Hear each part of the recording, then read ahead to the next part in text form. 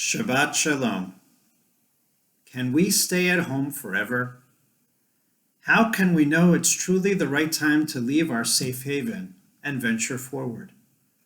Tradition has it during the 6 Shabbats between Passover and Shavuot, we study Pirkei Avot, Ethics of the Sages, the short book from our Mishnah that provides our most important ethical teachings.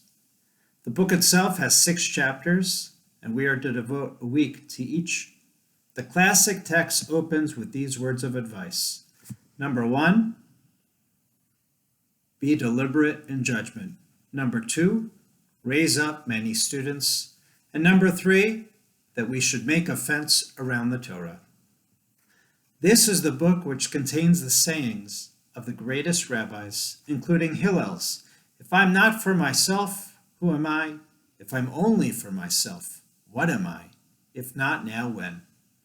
Of all the greatest sayings, why does it start with the building of fences and the making of judgments?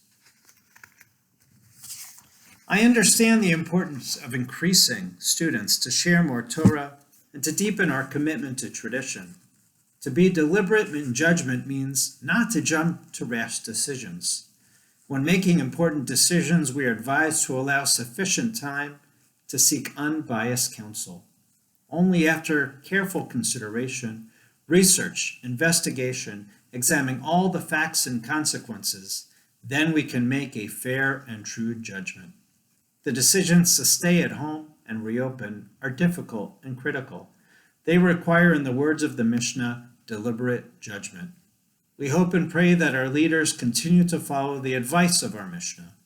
This applies also to each and every one of us. Before passing judgment on ourselves and others, we should give careful consideration. We should be patient and cautious. What does it mean to build a fence around the Torah? The rabbis advise that we need to create a preventive safeguard to protect the Torah. This doesn't mean that we need to install plexiglass covers on the ark over the Torah. The phrase, building a fence around the Torah, is a metaphor, which means to teach us that we must create barriers to protect the essence of Torah, the highest values of Torah and our tradition.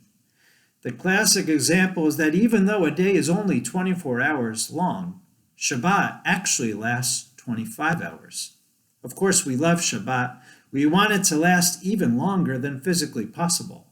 However, that's not the reason that Shabbat is longer than a normal day.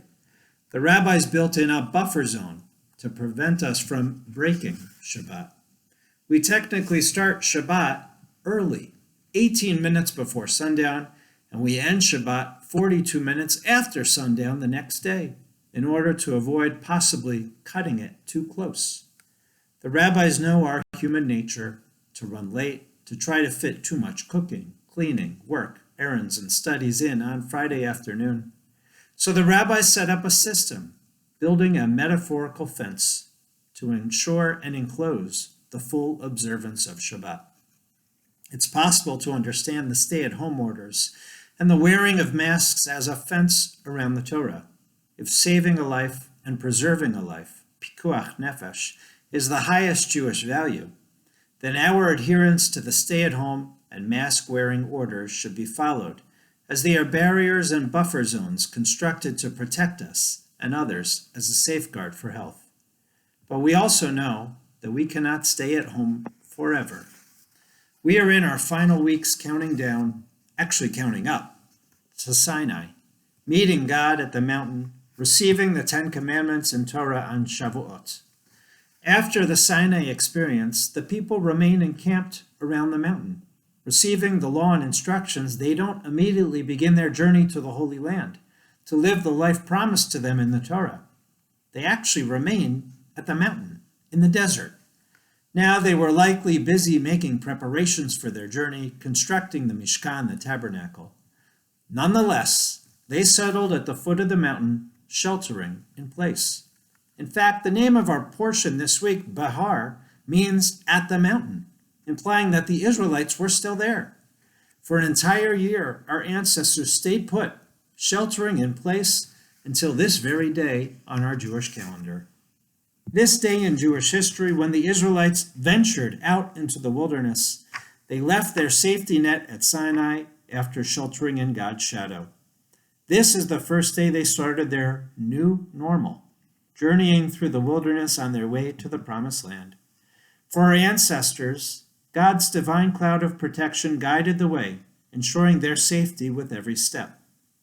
For us, when we venture out in the reopening, we pray that we are protected by God's divine cloud, that we are deliberate in our judgments, mindful of the fences that have been constructed to protect us and those most vulnerable on the front lines, those fighting for all and saving all of us in our community. The final words we say in this week's Torah reading, Chazak, Chazak, Vanit Chazek, be strong, and strengthen each other, are remaining a guide for each and every one of us as we journey out in our new normal, pandemic wilderness. May we journey with kindness, health, and strength. Shabbat Shalom.